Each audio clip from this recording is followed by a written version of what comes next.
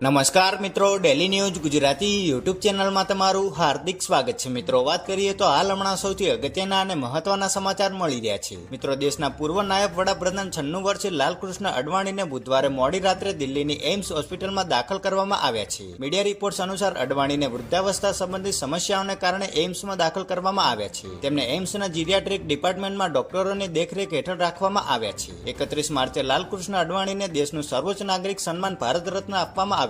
રાષ્ટ્રપતિ દ્રૌપદી મુર્મુએ તેમના ઘરની મુલાકાત લીધી અને તેમને ભારત રત્નથી સન્માનિત કર્યા હતા। આ પ્રસંગે વડાપ્રધાન નરેન્દ્ર મોદી, ઉપરાષ્ટ્રપતિ જગદીપ ધનખડ, ગૃહમંત્રી અમિત શાહ અને પૂર્વ ઉપરાષ્ટ્રપતિ એમ વેંકૈયા નાયડુ પણ હાજર રહ્યા હતા। અડવાણીનો જન્મ 8 નવેમ્બર 1927ના રોજ કરાચીમાં થયો હતો। 2002 અને 2004ની વચ્ચે તેઓ અટલ બિહારી વાજપેયીની સરકારમાં 7મા નાયબ વડાપ્રધાન હતા। આ પહેલા તેઓ 1998 થી 2004 દરમિયાન એનડીએ સરકારના ગૃહમંત્રી હતા। તેઓ ભાજપના સ્થાપક સભ્યોમાં સામેલ છે। 63 વર્ષની ઉંમરે લાલકૃષ્ણ અડવાણીએ રામ મંદિર આંદોલન માટે ગુજરાતના સોમનાથથી અયોધ્યા સુધીની રથયાત્રા કાઢી હતી।